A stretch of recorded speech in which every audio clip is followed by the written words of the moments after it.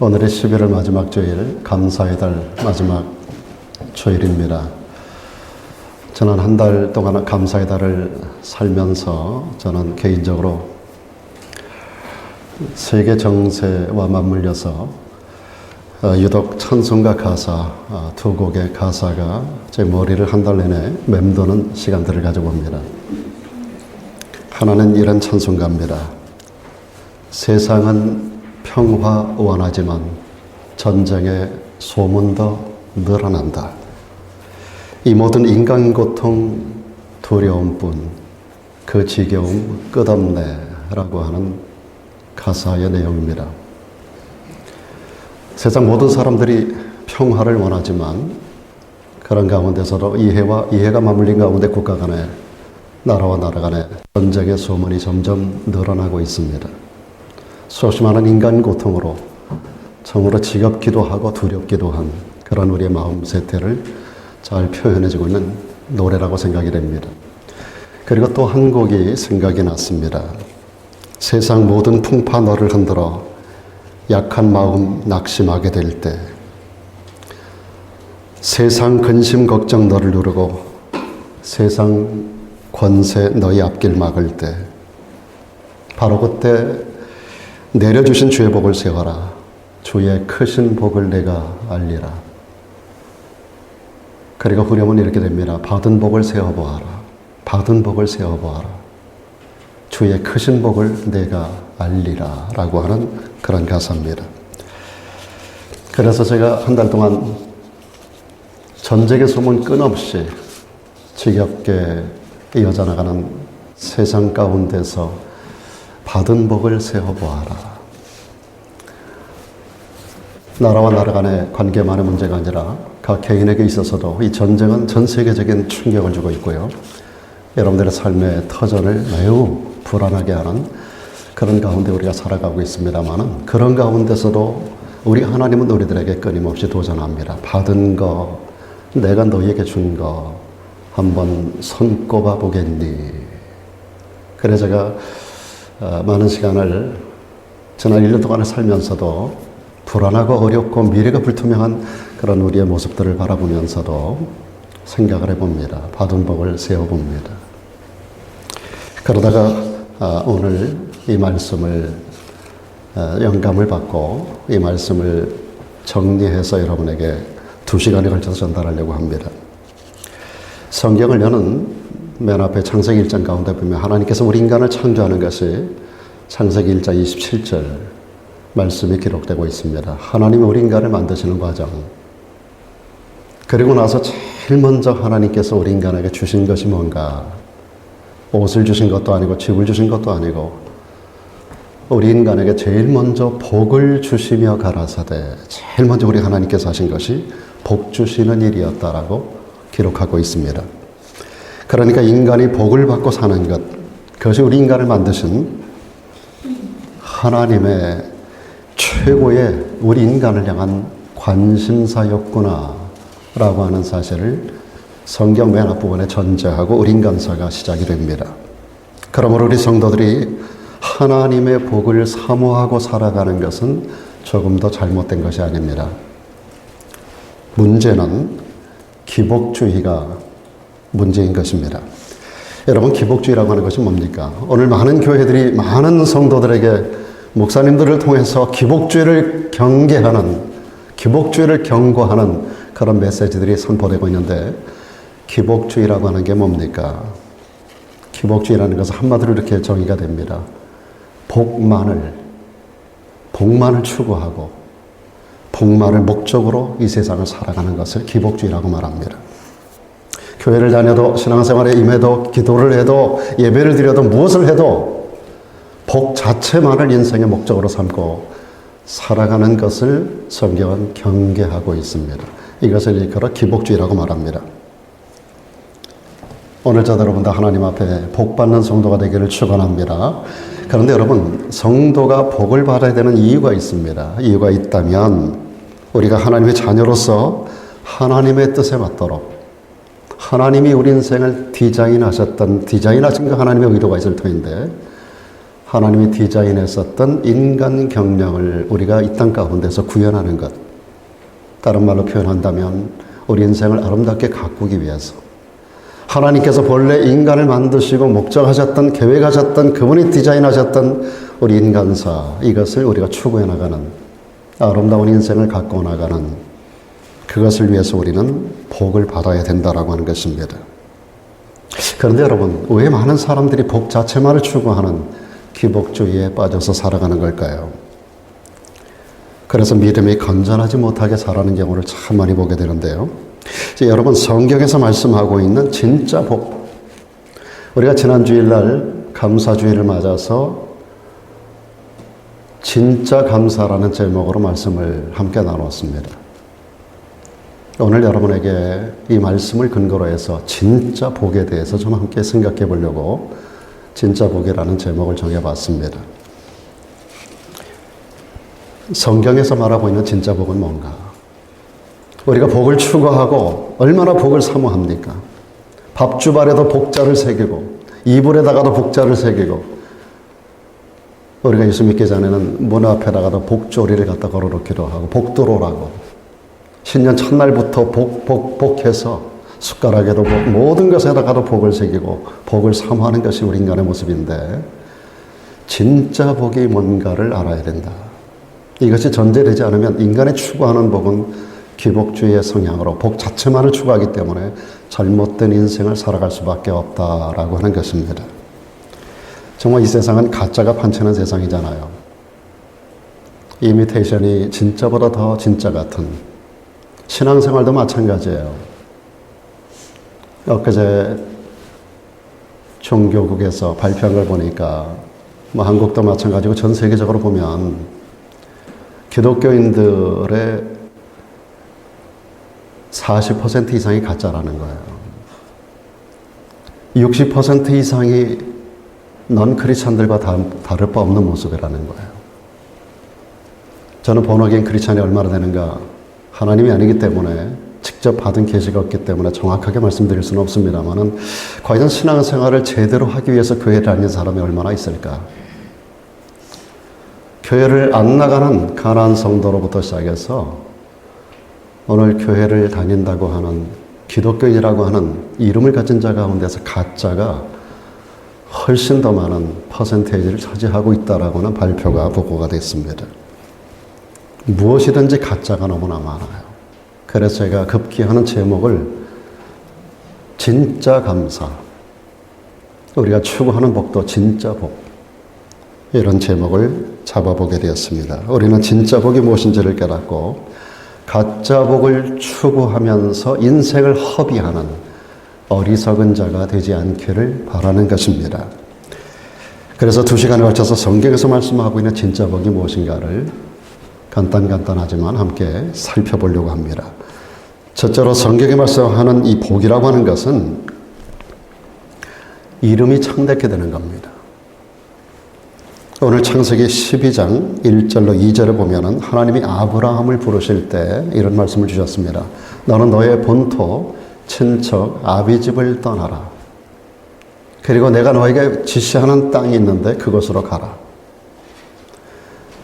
가라는 명령과 더불어 우리 하나님께서 그에게 제일 먼저 하신 것이 내가 너로 큰 민족을 이루고 너에게 복을 주겠다고 말씀하십니다. 너는 복이 될 것이라고. 너는 복 그 자체가 될 것이라고. 너와 관계 있는 모든 사람이 너와 더불어 함께 복을 받을 것이라고. 너를 저주하는 자는 저주를 받고 너를 축복하는 자는 복을 받을 것이라고. 그러면서 이런 말씀을 하세요. 내 이름을 창대케 해주겠다. 하나님이 주실 복에 대한 설명입니다. 부연 설명을 내가 너에게 준 복이 다른 게 아니라 너의 이름을 창대케 하는 그런 복을 주겠다라고. 그래서 나는 복의 근원이 되고 복 자체가 되게 했다라고 하는 이런 말씀입니다. 그러니까 하나님께로부터 주어지는 1차적인 복이 외적으로 창대해지고 번영하는 것임을 알 수 있습니다. 지나간 세계 역사를 쭉 생각해 봤습니다. 그랬더니 이것이 그대로 증명되더라고요. 여러분, 로마 제국이 가장 흥왕할 때가 언제인지 아십니까? 기독교 복음이 씨앗을 뿌리고 그것이 열매를 맺혀갈 때 로마 제국이 세계 최강의 군사력과 강한 나라가 되었습니다. 이 복음의 불길이 게르만 민족이라 하는 독일로 들어갔을 때 독일이 강력한 파워를 가진 나라가 되었고요. 이 복음이 영국으로 가서 영국이 소위 해가 지지 않는 나라라고 하는 이름을 가질 정도로 영국이 세계적인 파워를 가진 국가가 되어집니다. 이 복음이 미국으로 건너옵니다. 그리고 초강대국 미국을 건설합니다. 그리고 이 복음이 대서양을 넘어서 영국에서 들어왔듯이 태평양을 건너서 우리 대한민국으로 넘어갑니다. 복음이 대한민국에 들어가서 핫바지 민족으로 5,000년을 살았던 어둠에 잠자던 나라를 깨웁니다. 주의 빛이 동방에 비춰지는 사건. 5,000년의 어둠을 걷어내고 불과 100년 만에 대한민국이 전 세계적인 국가로 부상하는 그런 역사를 만들어낸 것. 우리가 그 시대를 함께 살아오지 않았습니까? 이 복음의 불꽃이 또 중국으로 건너갑니다. 중국이 기독교를 핍박하는 나라이긴 하지만은 그럼에도 불구하고 이미 중국 안에 전체 기독교인 수가 대한민국이 전 세계적으로 부흥하는 나라가 되었음에 불구하고 대한민국보다 그리스도인의 숫자가 훨씬 더 많다고 하는 통계를 잡고 있습니다. 그러면서 중국이 얼마나 창대해지고 있습니까? 뭐 G2 국가 쪽을 이야기합니다만은 중국이 얼마나 창대해지고 있습니까? 그 배경에 저간에 깔린 것이 기독교 복음이 공산국가인 중국 땅에 들어가서 저변의 기독교 신앙으로 나라를 세워나가는 과정 속에서 중국이란 나라, 여전히 기독교를 핍박하고 박해하는 가운데 있음에도 불구하고 수많은 점조직으로 그리고 지하조직으로 기독교가 확장돼 나가는 과정 속에서 중국이란 나라를 든든하게 세계적인 국가로 세우는 밑거름으로 작용하고 있다라고 하는 사실입니다. 세계사적으로 볼 때 경제적인 것만이 아닙니다. 복음이 들어가는 곳마다 문화적으로, 학문적으로, 예술적으로 모든 면에서 깨어나는 역사가 일어나고 창대해지는 역사가 만들어지는 것. 우리는 세계사를 통해서 알고 있지 않습니까? 그런데 중요한 것은 이런 것들은 성경이 말씀하는 복의 여러 가지 개념 가운데 가장 하위 개념이라고 하는 사실입니다. 이 복이 가장 상위 개념이 아니라 이 복이 복은 맞는데 구약시대는 최고의 복이라고 말했던 이 복이 신약에 건너와서는 가장 기초적인 최하위 개념의 복으로 성경은 분류하고 있다는 겁니다. 주님이 오시고 나서 이 복을 최상위 복으로 말하고 있지 않아요. 주님이 오시기 전까지는 영혼이 잘 되는 거, 범사가 잘 되는 거, 영육간에 강건하는 거, 그런 개념의 문제, 이 순서가 그렇게 되어 있지 않았었어요. 외적으로 창대해지는 것이 최고 복이었었어요. 근데 주님 오시고 나서는 그 복을 최하위 개념으로 밀어내고 있습니다. 그런데 왜 많은 사람들이 아직까지도 기독교인이라는 이름을 가지고 기복주의에 빠져 살아갈까요? 그런 것들이 진짜 복이라고 아직까지도 착각하는 사람들이 너무나 많기 때문입니다. 그런데 여러분, 만일 우리가 이 세상에서 눈에 보이는 가시적인 이러한 창대함, 이런 창대함만이 모든 복이라고 우리가 착각하게 되면 우리는 인생을 바른 가치관을 가지고 살아갈 수가 없습니다. 하나님을 믿는다고 하면서도 바른 삶을 사는 데는 별로 관심을 갖지 않습니다. 오직 육신적인 창대함, 물질의 번영, 이런 데만 관심을 갖게 됩니다. 그래서 제가 늘 말씀드리는 대로 비잉에는 관심이 없어요. 어떤 사람이 될 것인가에는 별 관심이 없고 두잉에만 관심을 가지고 그것이 인생의 목적이 되고 그것만을 추구하고 살아갑니다. 신앙이고 뭐고 다 때려치고 언제나 돈 버는 일이 앞서고 언제나 세상적인 창대함이 우선이에요. 그것을 위한 것이면 신앙적인 거 다 포기합니다. 신앙생활을 안 하는 것도 아니고 하나님 안 믿는 것도 아닌데 가치관이 그 사람을 그렇게 만드는 겁니다. 도잉보다는 비잉에 관심을 가지라고 성경은 그렇게 우리들에게 강조하고 있는데 우리의 관심은 비잉이 아니라 도잉에 관심이 있습니다. 얼마나 많은 걸 가질까? 무엇을 할까? 그런 데만 관심을 가져요. 그러다 보니까 하나님이 원하는 사람 되면은 별로 관심을 갖지 않게 되는 결과를 갖게 되는 겁니다. 왜 그렇습니까? 창대하기만 하면 된다는 생각 때문입니다.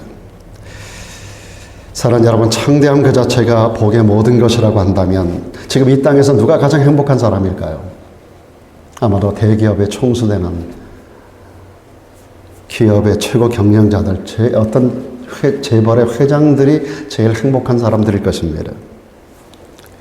그런데 여러분, 우리가 간혹가다 보도를 통해서 보듯이 그 재벌들이 그 창대함을 얻기 위해서, 누리기 위해서 얼마나 거짓을 많이 말하고 얼마나 부정의 방법으로 세상을 살아갑니까? 얼마나 많은 불법을 저질러가며 그들이 돈을 끌어모읍니까? 여러분, 그뿐이 아닙니다. 눈에 보이는 가시적인 창대함만이 모든 복의 근원이라고, 복의 자체라고 생각하고 살아간다면 우리 신앙 자체가 무속인의 신앙과 다를 바 없어지는 겁니다. 무속신앙과 참신앙의 차이가 뭘까요? 저는 여러분들이 참신앙을 갖기를 축원합니다. 참신앙을 가지는 참된 그리스도인들로 우리는 살아야 돼요. 제가 40년 동안을 목회하다 보니까 교인들이 딱 둘로 나눠져요. 무속신앙을 가진 자와 참신앙을 가진 자로 갈라져요. 교회는 똑같이 와서 똑같이 예배를 드리고 똑같이 하나님을 예배하는데 어떤 사람은 무속적 개념을 가지고 교회에 와서 예배를 드립니다. 헌금을 드려도 무속적 생각을 가지고 헌금을 드려요. 우리가 무속신앙이 뭔가를 알아야 됩니다. 무속신앙과 참신앙은 이런 차이가 있습니다. 무속신앙이라고 하는 것은 돈이라든지 어떤 것을 가지고 하나님의 마음을 어르고 달래는 겁니다.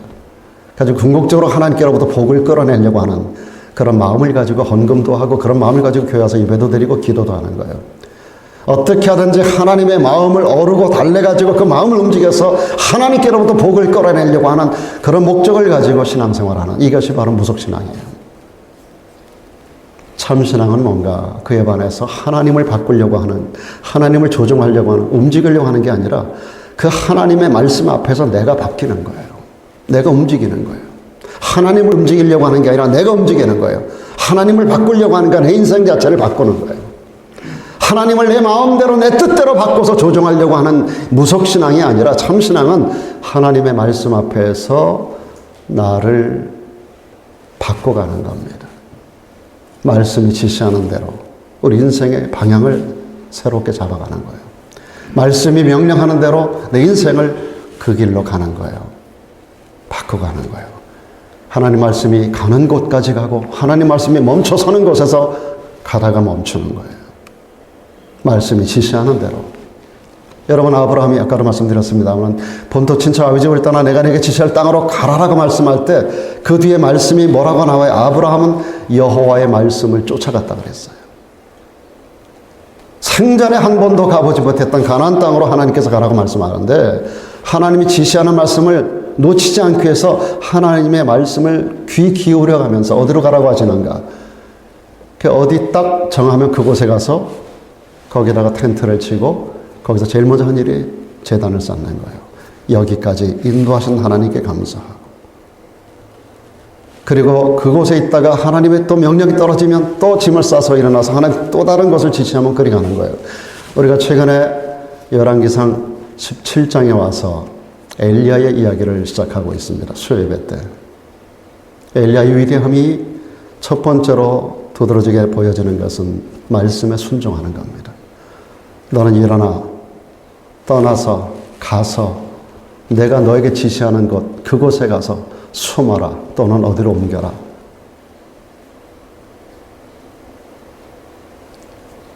사람이 없는 곳 그리 시냇가로 가라. 거기에 숨어 있어라. 언제까지인지 지시하지 않아요. 6개월이든 1년이든 3일이든 며칠인지 모르지만 지시하는 곳으로 갑니다.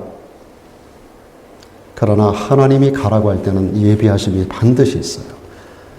그것은 사람도 없고 먹을 것이 하나도 없는 곳이에요. 단지 마지막 쫄쫄쫄쫄 흐르는 시냇 물밖에는 없습니다. 아침 저녁으로 하나님은 까마귀를 명령해서 떡과 고기를 딜리버리 해줍니다.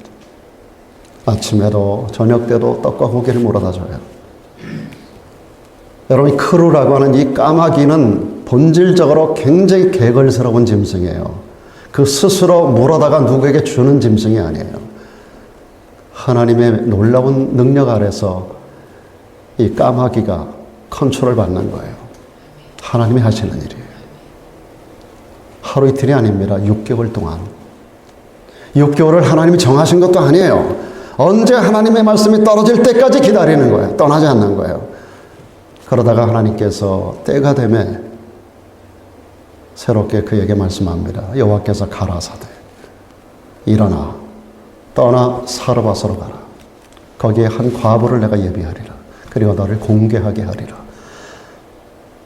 이방 땅 사르밧으로 갑니다. 이스라엘 땅이 아닙니다. 그곳으로 갔어요. 한 번도 보지 못했던 한 여인을 만나요. 그 여인과 더불어 대화하는 가운데서 하나님의 예비하심을 확인하고 그 집으로 들어갑니다. 그곳에서 또 3년을 지냅니다. 참 놀라워요. 여러분, 엘리야를 구약에서 가장 위대한 하나님의 선지자라고 말하는 것은 다른 거 아닙니다. 순종의 삶이에요. 여호와의 말씀을 듣고 가는 거예요. 그리고 또 다른 말씀이 임할 때까지 그냥 그곳에 머물러 있는 겁니다. 할 일이 많은 세상이에요. 지금 엘리야 시대는 아합 왕이 가장 절정의 타락을 통해서 나라를 완전히 망가뜨린 그런 시대란 말이에요. 지금 하루가 급해요. 빨리빨리 움직이면서 백성들의 마음을 움직이고 복음을 전해야 되고 그래야 될 세상에 하나님께서 그냥 머물러 있게 하는 거예요. 3년 6개월 동안을. 그리고 이스라엘 땅에 내 말이 떨어지기 전에는 하늘에 우로가 멈출 것이라 그랬거든요. 이스라엘 땅 전체가 피폐화되는 정도가 아닙니다. 굶어 죽어 가는 자가 여기저기서 막 일어나요. 3년 6개월 동안 비 한 방울 내리지 않고 우로가 이슬도 내리지 않는 거예요. 비만이 아닙니다. 그 땅이 어떻게 되겠어요? 그런 상황 속에서 엘리야는 지금 하루가 급한데 하나님께서 사인이 임하지 않는 거예요. 3년 6개월 동안이나 그냥 머물러 있는 거예요. 참 놀랍지 않습니까? 여러분, 참신앙은 하나님 말씀 앞에 내가 조종되는 겁니다. 나를 바꾸는 겁니다. 그게 기복신앙과 참신앙의 차이예요. 기복신앙은 내가 급해. 내 뜻이 앞서 하나님 움직여줘야 되지 않냐고 하나님 움직이려고 해요. 거기에 필요하면 헌금도 갖다 바치고 다른 여러 가지 행위를 통해서 하나님 마음을 자꾸 움직이려고 하는 거예요. 어르고 달래는 거예요. 여러분, 우리는 하나님을 움직이려고 하는 자가 아니라 하나님에 의해서 내가 움직여지는 자가 되기를 주의 이름으로 축원합니다.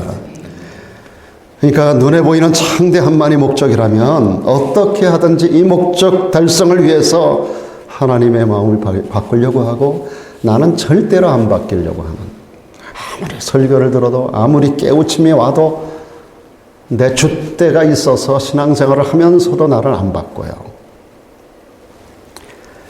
그뿐 아니라 눈에 보이는 가시적인 창대함만을 복의 모든 것이라고 착각하고 살아가는 사람들은 그 목적을 이루기 위해서 수단과 방법을 가리지 않습니다. 여러분, 다윗 왕의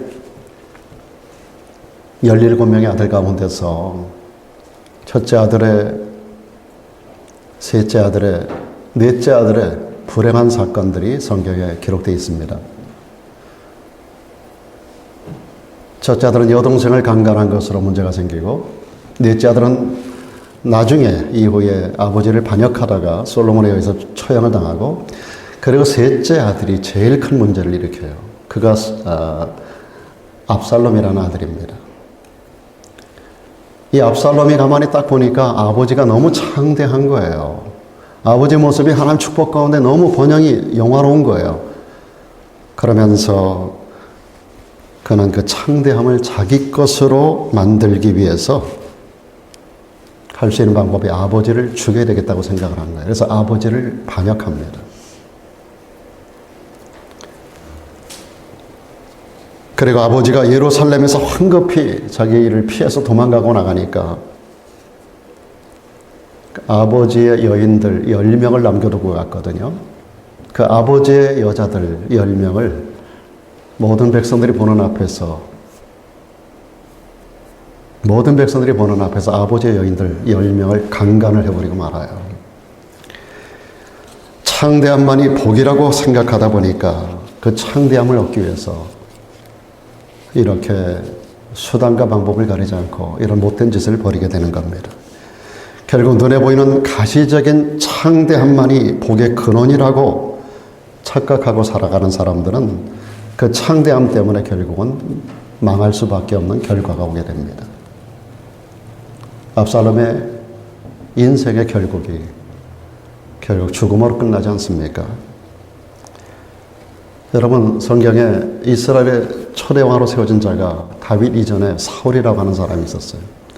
기스의 아들 사울, 사무엘상 19장에 등장하는 이 사울이 처음에 하나님 앞에 얼마나 큰 복을 받습니까?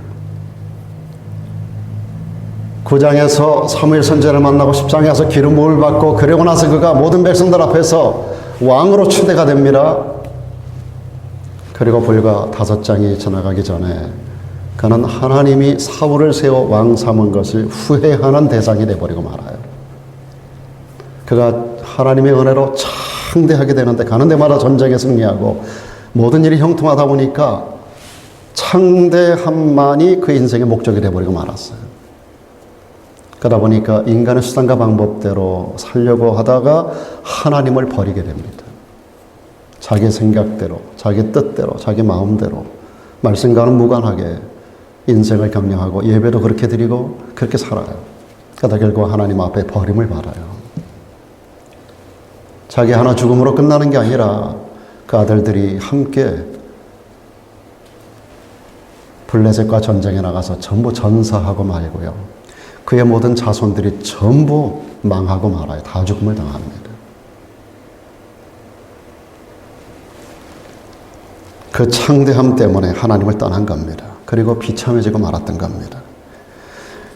좀 전에 여러분에게 언급했었던 해가 지지 않는 나라로 대영제국을 건설했던 영국이라는 나라, 하나님의 주신 복으로 전 세계를 포괄해서 영국령으로 지금도 있는 나라가 전 세계 지금도 굉장히 많이 있잖아요. 10개국이 넘잖아요.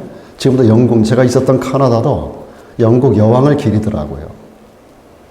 그 나라 화폐 가운데 영국 여왕이 그 화폐 디자인되어 있고요. 제가 있었을 때. 지금은 세상 떠나셨습니다만은 영국 여왕이 그 화폐 가운데 동전에도 있고 그 여왕의 손자가 왔을 때, 부부가 왔을 때 카나다 전체가 들썩들썩거려요. 총리부터 시작해서 그 앞에 가서 아련을 하더라고요. 지금도 영국령이 전 세계에 얼마나 많은 나라를 연결하고 있습니까? 해가 지지 않는 나라. 지금 영국으로도 독립된 나라들 다 빼고 그런 대영 제국을 건설했던 이 나라.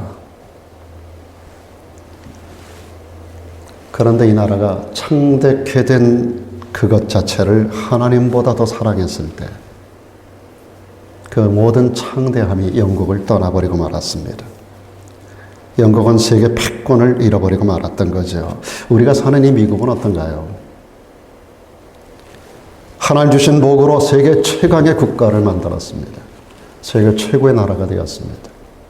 그럼에도 불구하고 이 나라가 돈 자체를 추구하고 하나님의 말씀을 멀리하고 말씀과 정반대 방향으로 가는 지금 현재 정부, 바이든 정부도 그렇습니다만은 하나님의 말씀과 정반대로 가는 정책만을 자꾸 만들어내면서 오늘날 미국이 얼마나 많은 문제점을 양산해냅니까?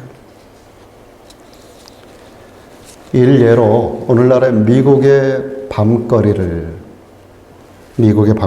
사람들이 마음 놓고 다닐 수 있는 도시가 우리가 사는 이 땅을 아래도 빼고 몇 개 되지 않습니다. 여기는 한밤중에 여인들 혼자 다녀도 별로 문제가 안 되잖아요. 미국의 대도시부터 미국의 여러 도시들 가운데 여러분, 특별히 백인들이 밤거리를 혼자 다니기 어려운 나라가 이 미국이 되었어요.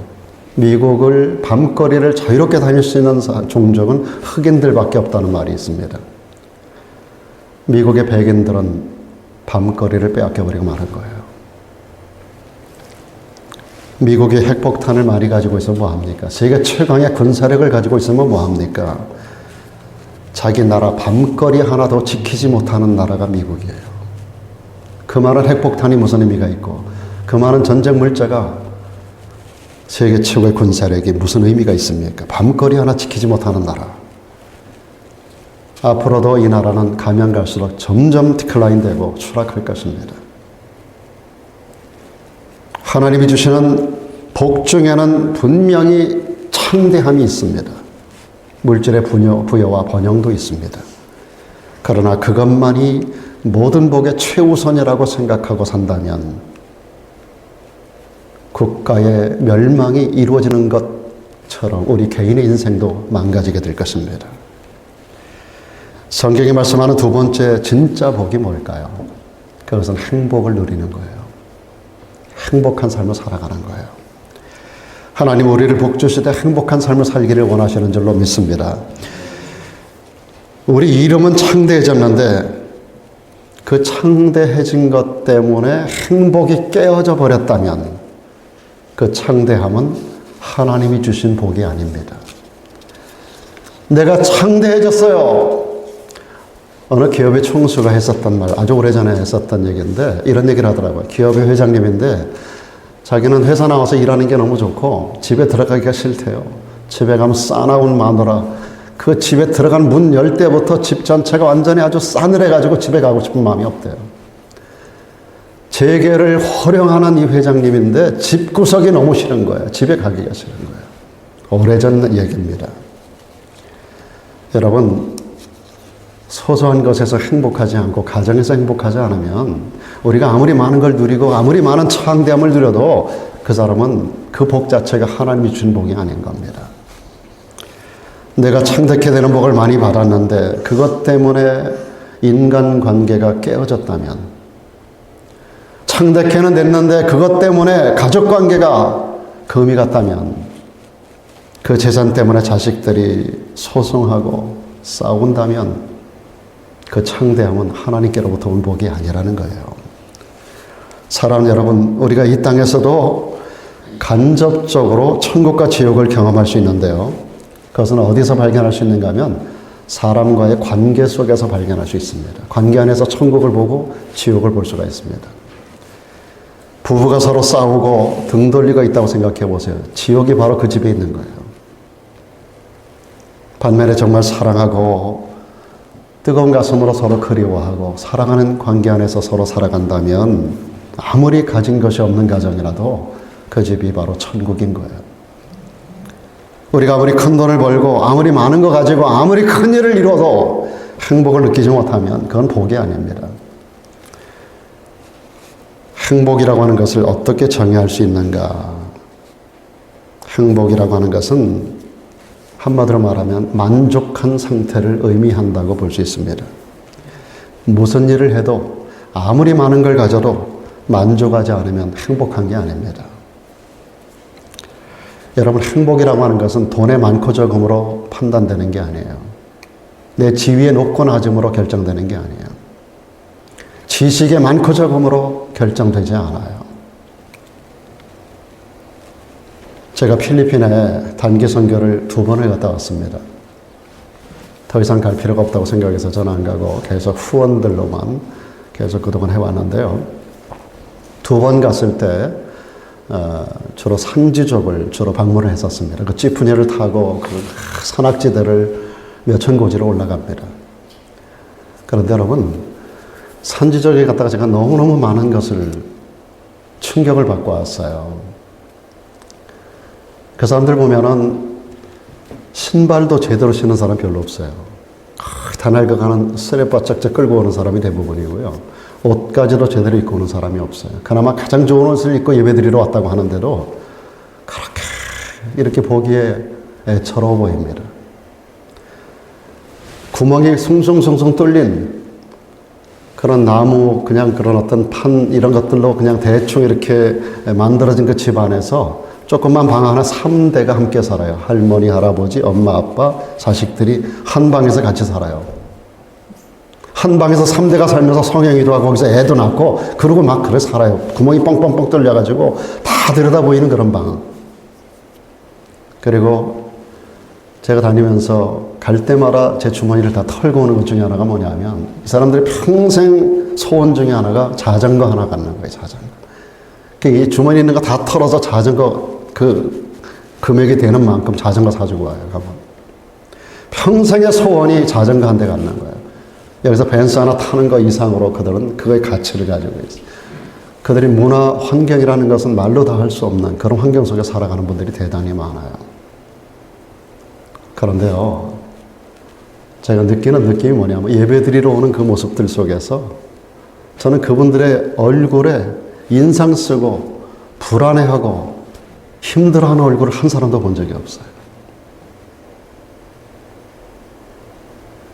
한 번은 그곳에 한 300명 들어가는 예배당 규모를 지어준 적이 있어요. 저를 초대해서 입당 예배를 드려달라고 그래서 가서 말씀을 전하는데 한 300명 정도가 들어왔더라고요. 이렇게 좋은 시설도 아닙니다. 그들의 찬양이 얼마나 아름다운지. 서서 1시간을 찬양을 막 찬양하는데요. 우리 가운데 어떤 분들처럼 입 하나 벌리지 않는 분하고는 너무 차이가 있어요. 그들의 찬양이 얼마나 뜨겁고 아름다운지. 통역을 3중 통역을 해요. 자, 한국말로 하면 영어 통역이 나가고 그 다음에 따갈로그로 나가고 그래서 통역을 3중 통역을 이렇게 여러 사람이 통역자가 서서 통역을 하고 하는데 그 말씀 받아들이는 그 모습이 얼마나 아름다운지 몰라요. 그들의 얼굴에 빛이 나는 거예요. 거기서 선교사님에게 들은 얘기입니다만은 평가 기준에 차이가 물론 있기는 해요. 근데 그 선교사님 저에게 그런 말 하더라고요. 그곳 사람들이 행복 지수가 전 세계 3위 정도 된다는 거예요. 여러분들에게 묻겠습니다. 여러분은 그들보다 행복하십니까? 먹는 거, 가진 거, 하는 일, 모든 것에서 여러분들은 굉장한 부를 누리고 있어요.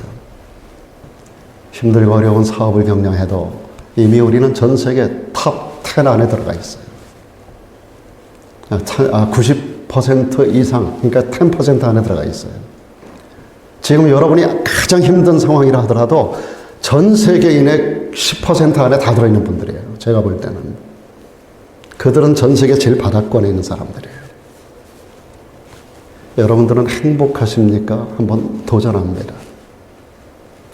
가진 거, 먹는 거, 타는 거, 살고 있는 집, 모든 것이 그렇게 좋은데 정말 그분들처럼 행복한가를 묻고 싶습니다.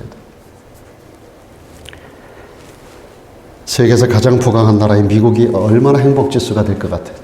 세계 몇 위쯤 될 것 같습니까? 세계 최강대국이니까 1위? 2위? 아니에요. 28위예요. 대한민국은 59위더라고요. 근데 그들은 행복지수가 세계 3위라는 거예요. 저 네팔에 있는 사람들, 이런 사람들, 우리가 지금 교회를 지어주려고 하는데 여러분, 그곳에서 제가 최근에 메일을 받았어요.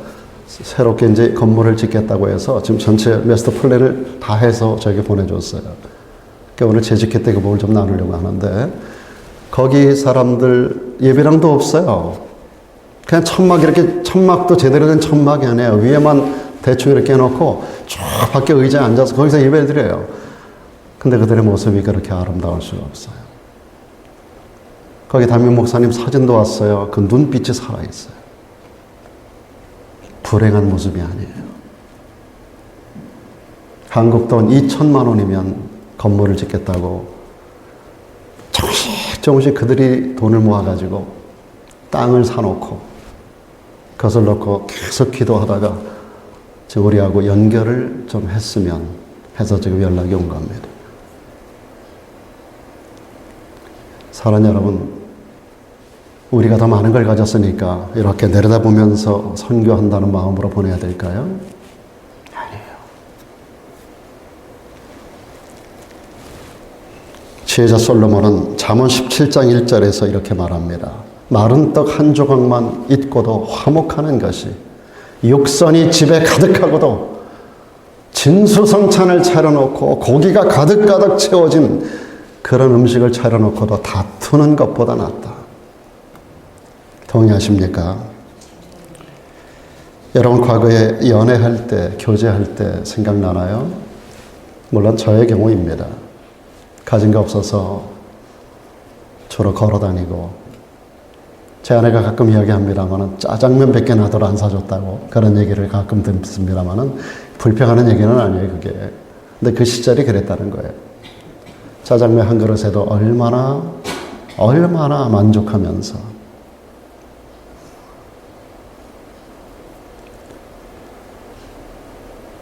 매일 걸어 다니면서. 저는 신학교를 다닐 때요, 학교 기숙사, 그때 밥 한 끼가 600원이었었어요, 600원. 하루 3끼면 1,800원이에요. 하루를 금식하면 1,800원 갖고 책 한 권을 샀었어요. 저희가 금식을 밥 먹듯 하면서 신학교를 다녔어요. 365일 중에 아마 한 100일 정도는 제가 굶었을 거예요. 책을 사기 위해서. 돈이 없으니까. 제가 신학교 2학년 때 서울에서 전도사 일을 하면서 교회에서 받은 사례비가 5만 원이었었어요.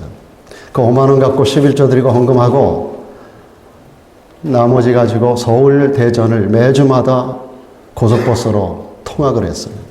주말에 왔다가 월요일날 새벽 기도하고 내려가는 거예요. 주중에 학교 공부하고 금요일에 수업 끝나고 올라와서 토요일부터 금요일 밤 철야기 도와서 시작해서 토요일 우리 학생회 또 주일날 교회 모든 주일학교부터 시작해서 그 모든 일 다 하고 주일 밤 12시까지 일을 다 하고, 그때 뭐 요즘처럼 좋은 시설이나 있습니까? 전부 주부 하나도 전부 다 손으로 긁어대는 가리방으로 다 긁고 전부 다 그 등사하고 이런 것부터 시작해서 그 아이들 그 전체 손으로 다 하나하나 써가지고 그렇게 해서 일을 하다가 월요일날 새벽 기도하고 새벽에 내려가는 거예요. 5만 원 받고. 돈이 뭐가 있어요.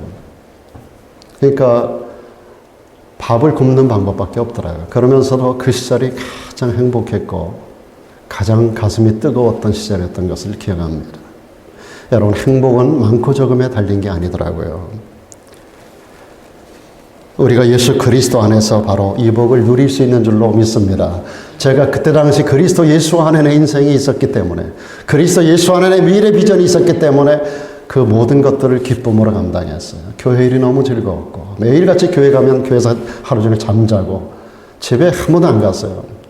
왔다고 어머니에게 알려드리고 가서 인사하고 그리고 와서는 교회에서 잠자고 먹고 그냥 교회에서 계속 그러면서 그렇게 제가 신학교 시절을 지냈습니다.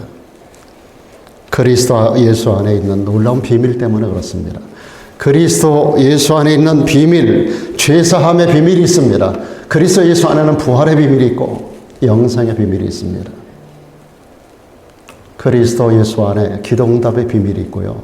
그리스도 예수 안에 인생을 가치 있게 가꾸는 비밀들이 다 들어있습니다. 그래서 예수님 까닭에 모든 것을 포기할 수 있었고 예수님 까닭에 내 목숨이라도 내놓을 것이라고 하는 그런 다짐을 했던 데가 한두 번이 아니에요. 그래서 사도 바울의 이 간증을 제가 제일 좋아합니다. 나의 달려갈 길과 주 예수께 받은 사명, 곧 하나님의 은혜의 복음 증거하는 일을 마치려 하면은 나의 생명을 조금도 귀한 것으로 여기지 아니하노라. 이것이 인생의 좌우명이에요. 사도 바울이 감옥 안에서도 이 복을 누리며 수많은 사람들에게 선한 영향력을 나타냈습니다. 그가 어디에 있든지 그는 그리스도 예수 안에 있었기 때문입니다. 그래서 그가 가장 많이 사용했던 말이 그리스도 예수 안에라는 말이에요. 그리스도 예수 안에. 그 안에서 그는 기쁨을 누렸고 행복했습니다. 이 행복을 감옥 밖에 자유롭게 살아가는 사람들에게 전달하면서 내가 너희에게 말하노니 항상 기뻐하라. 내가 다시 말하노니 기뻐하라. 그는 그런 서신을 사람들에게 보낼 수가 있었던 겁니다. 저는 바울이 갇혔던 감옥도 가봤습니다. 빛 한 점 들어오지 않아요. 위에서 돼지가 똥을 싸서 찍찍거리는, 똥이 떨어지는 그런 감옥이에요. 거기서 그는 행복했어요. 그리스도 예수 안에 있었기 때문에. 그래서 그곳에서 편지를 씁니다. 캄캄한 데서. 감옥 밖에 있는 자에게 보낸 편지가 내가 너희에게 명하노니, 내가 너희에게 말하노니 기뻐하라. 내가 다시 말하는데 기뻐하라. 항상 뭐해요? 쉬지 말고 범사에 이게 그리스도 예수 안에서, 그리스도 예수 안에를 그는 가장 많이 썼어요. 너희를 향하신 하나님의 뜻이라고 말하는 겁니다. 세 개의 질문이라고 하는 톨스토이의 글이 있습니다. 톨스토이는 이 글에서 모든 사람들에게 세 가지 질문을 던집니다. 이 세상에서 가장 중요한 시간은 언제인가? 첫째. 둘째, 이 세상에서 가장 필요한 사람은 누구인가? 셋째, 이 세상에서 가장 중요한 일은 무엇인가? 가장 중요한 시간, 가장 필요한 사람, 가장 중요한 일. 이 질문에 대해서 톨스토이는 이렇게 대답을 합니다. 가장 이 세상에서 중요한 시간은 현재이다. 가장 필요한 사람은 현재, 지금 내가 만나고 있는 사람이다. 가장 중요한 일은 현재 내 옆에 있는 사람에게 선을 행하는 일이다. 톨스토이는 그렇게 세 가지 질문가로부터 세 가지 대답을 주었습니다. 이 말을 신앙적인 의미로 부여해서 저는 이 세상에서 가장 중요한 시간은 그리스도 예수를 구주로 영접한 시간이다. 동의하십니까? 그리스도 예수를 구주로 영접하는 시간이 가장 중요한 시간입니다. 그리고 이 세상에서 가장 필요한 사람은 행복을 함께 나누며 함께 기도하는 사람이다. 그리고 이 세상에서 가장 중요한 일은 주변에 주를 알지 못하는 자들에게 복음을 전하는 일이다.